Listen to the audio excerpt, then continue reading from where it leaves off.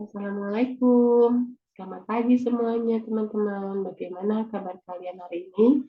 Semoga semuanya selalu dalam lindungan Allah Subhanahu wa taala.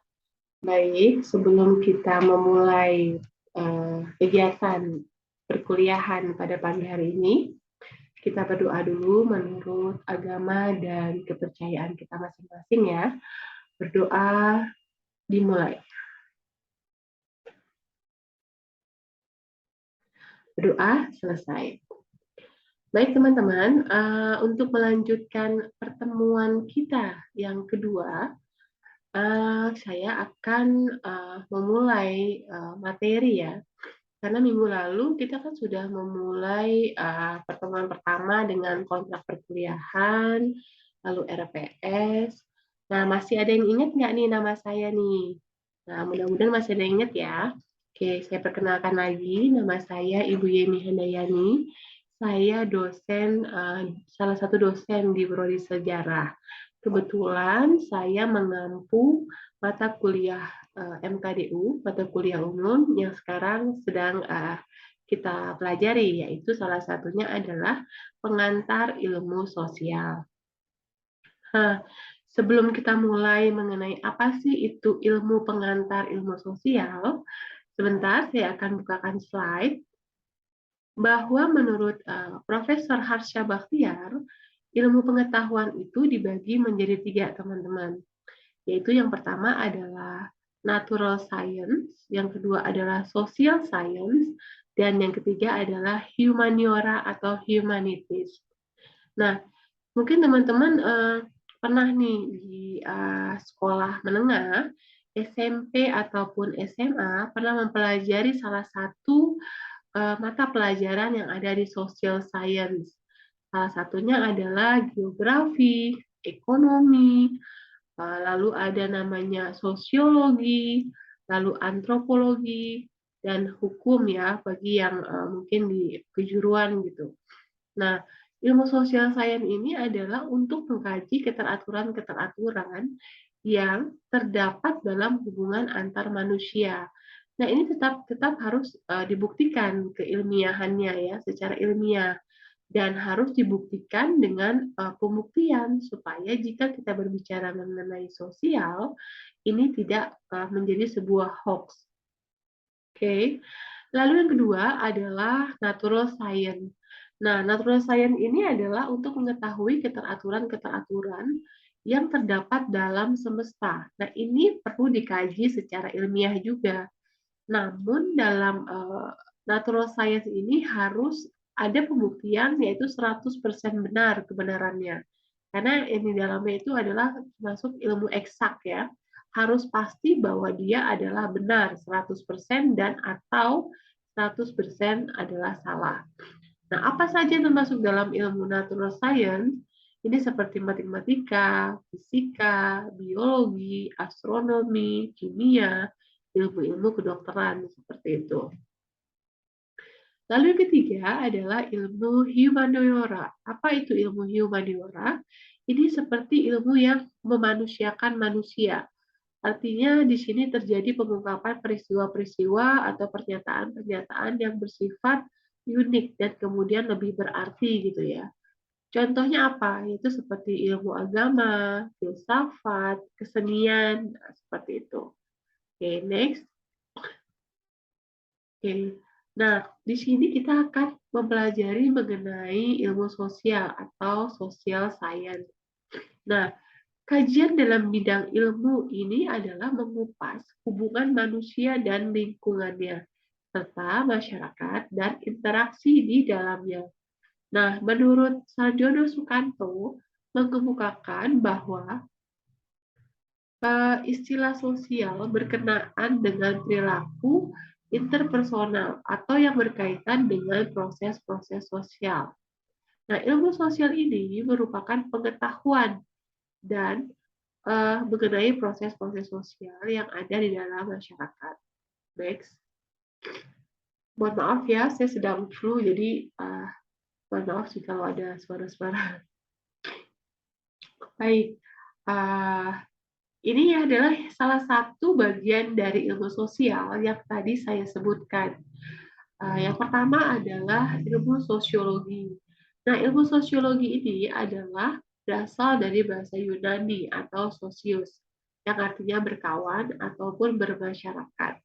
Nah, di sini kita mempelajari interaksi antar manusia sebagai makhluk individu, manusia sebagai makhluk sosial, bagaimana interaksi manusia dengan masyarakat. Baik, yang kedua adalah ilmu antropologi.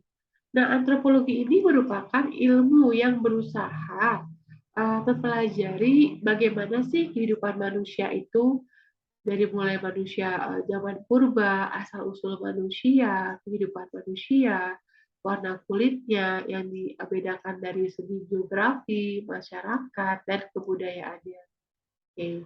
Yang ketiga adalah ilmu geografi. Ilmu geografi ini bagaimana kita mempelajari tentang bumi ya, ukuran bumi. Yaitu geo itu kan bumi dan graphein itu adalah tulisan. Jadi bagaimana mempelajari ilmu geografi secara keseluruhan, mempelajari bagaimana bumi secara keseluruhan.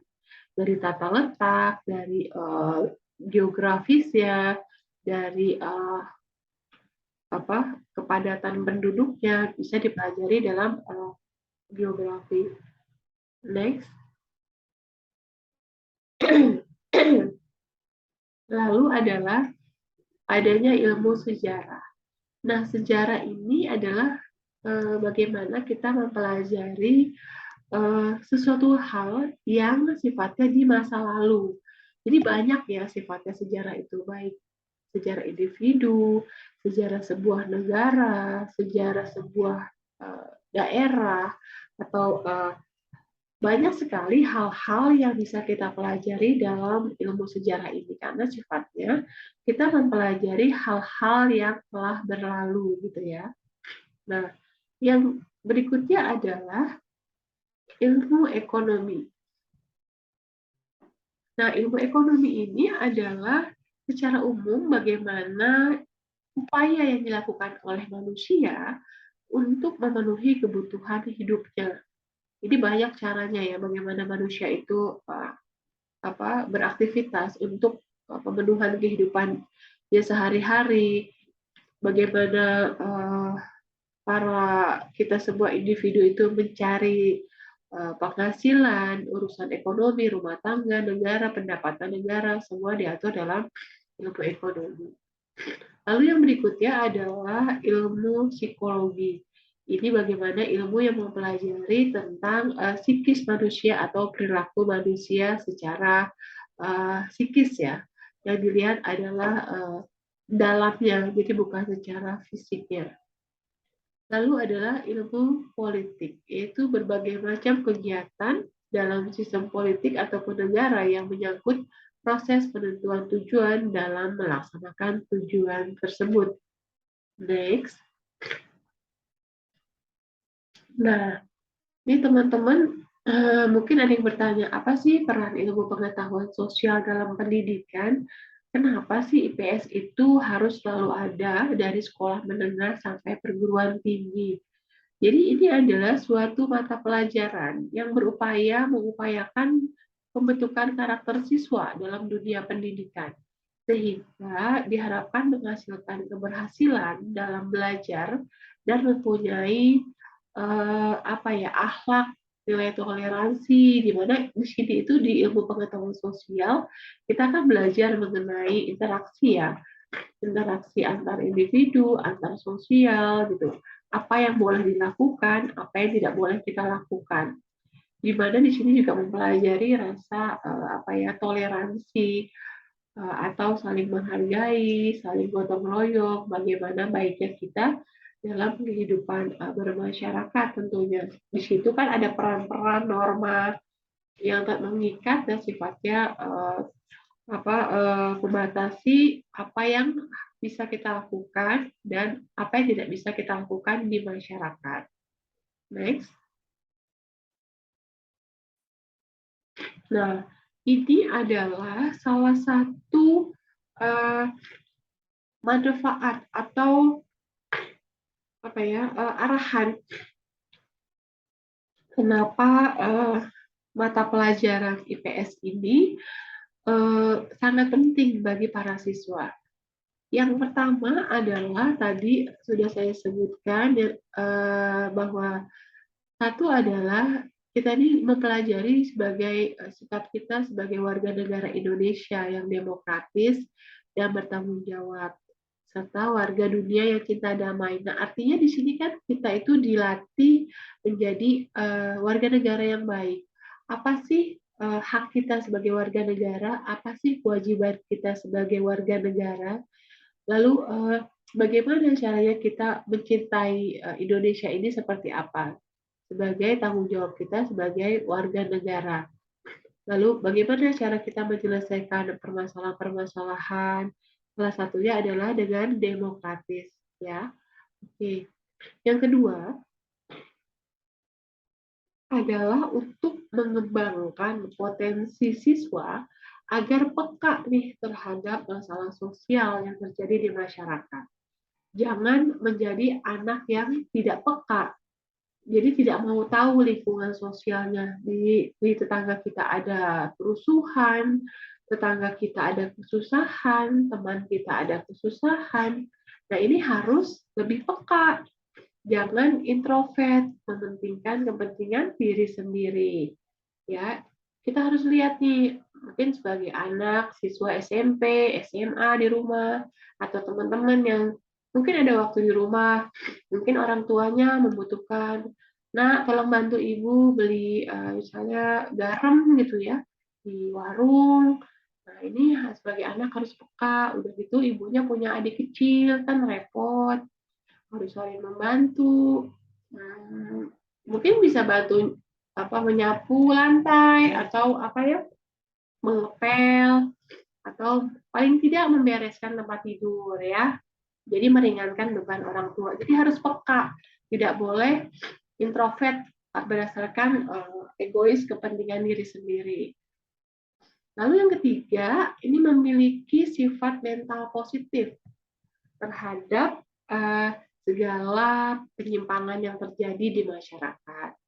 Nah, di masyarakat ini kan sekarang rawan ya teman-teman dengan penyimpangan-penyimpangan. Nah, ini kita harus mempunyai sikap mental yang tangguh. Jangan cepat tertarik dengan hal-hal yang belum tentu baik untuk kita. Misalnya penyimpangan itu banyak sekali ya sekarang. Anak perempuan bersikap sebagai laki-laki. Anak laki-laki bersikap sebagai perangainya sebagai perempuan.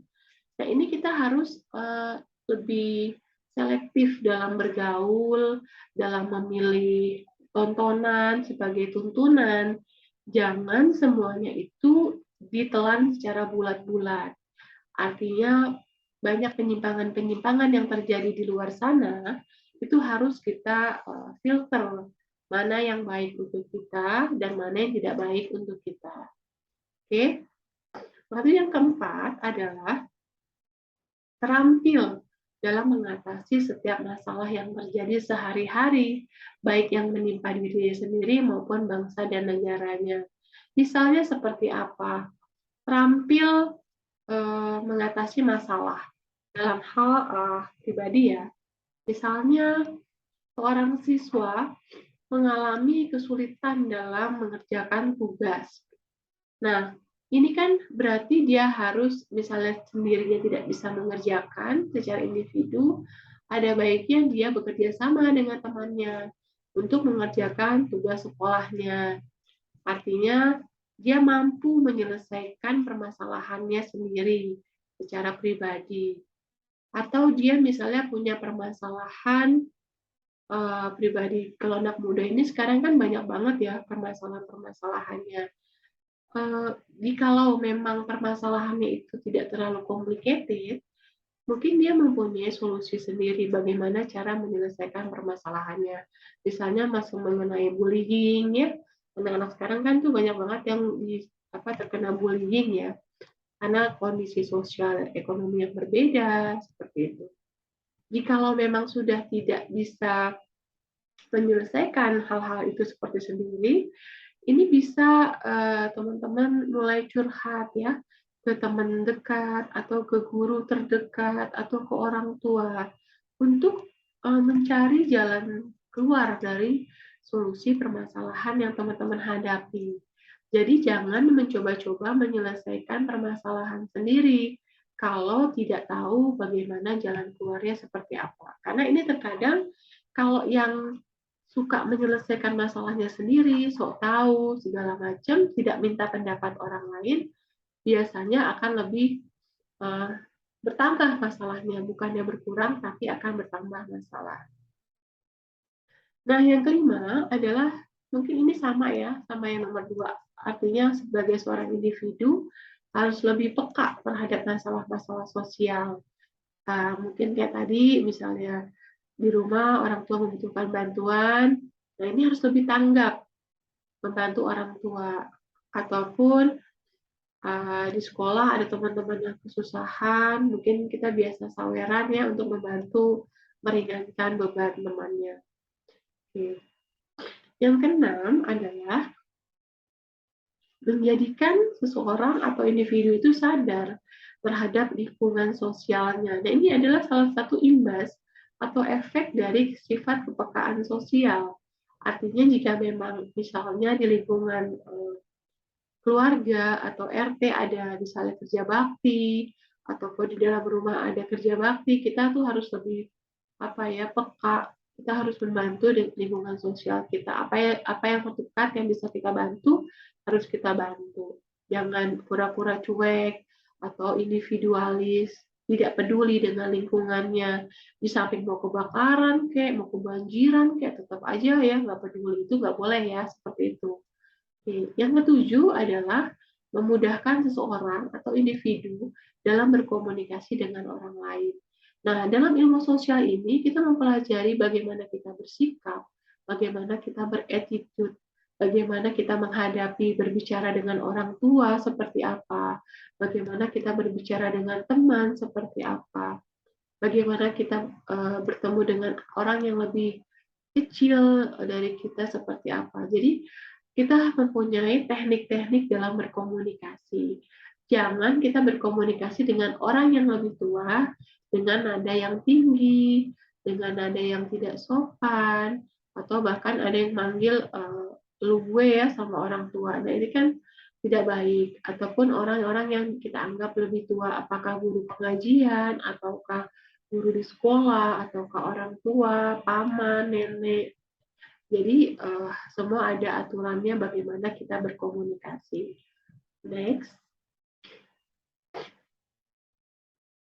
Nah, teman-teman, sebelum saya menutup perkuliahan pada pagi hari ini, coba teman-teman perhatikan. Ini sebenarnya ada dua gambar dengan tiga gambar ini adalah dua tema ya. Yang pertama adalah pertama dan ketiga ini adalah suatu gambar yang menceritakan kondisi pandemi saat ini. Coba teman-teman perhatikan, di sini ada orang bertamasya, mungkin di salah satu pantai, tetapi di sini ada orang yang memakai masker dan ada orang yang tidak memakai masker. Padahal di sini juga banyak anak-anak kecil ya.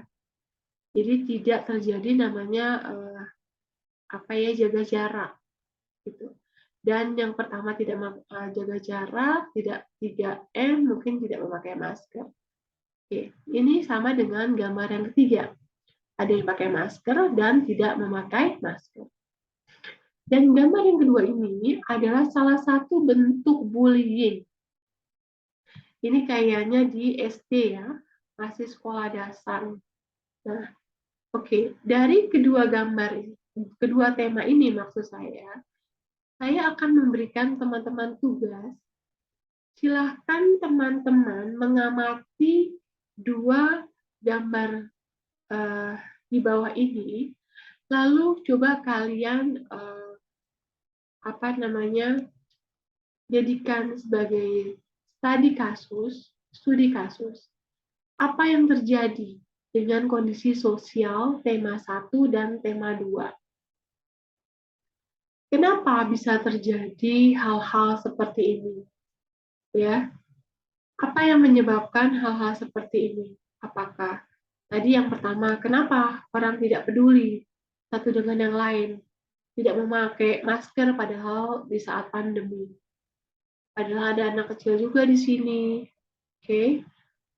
Nah, ini kalian kaji. Kira-kira apa yang menyebabkan orang-orang ini menjadi tidak peduli satu sama lain? Dan apa solusinya menurut teman-teman? Gitu ya. Nah, yang kedua juga seperti itu. Ada kondisi bullying nih di sekolah dasar. Nah, kenapa hal ini bisa terjadi? Dan kenapa tidak ada penengah gitu ya di antara anak-anak yang mempunyai attitude buruk seperti ini?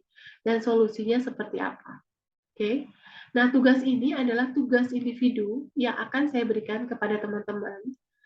Tolong nanti kalian buatkan resumenya, diketik di PDF, tulis nama, tulis NPM, lalu dikumpulkan paling lambat pada perkuliahan 1 minggu dari sekarang, nanti dikirim ke alamat email saya dengan alamat yenihandayani04@gmail.com. Oke.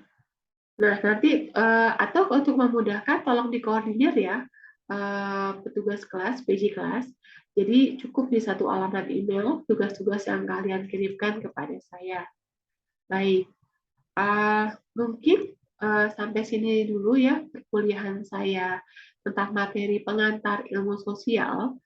Nah, mungkin kalau nanti ada yang mau bertanya, bisa di chat langsung kepada saya melalui WhatsApp, boleh di grup, boleh japri, gitu ya. Atau kalau teman-teman mau, silahkan nanti saya buka lagi pertanyaan di minggu ketiga perkuliahan.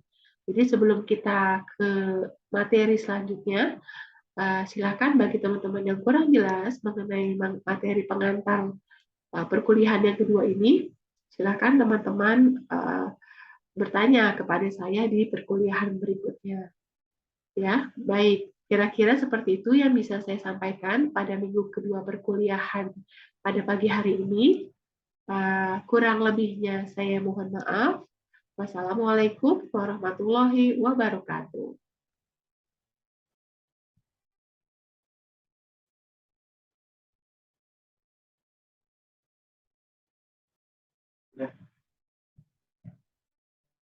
Boleh, kata-kata gue banget materinya. Wah, ini materinya sama primer coding tahu persis.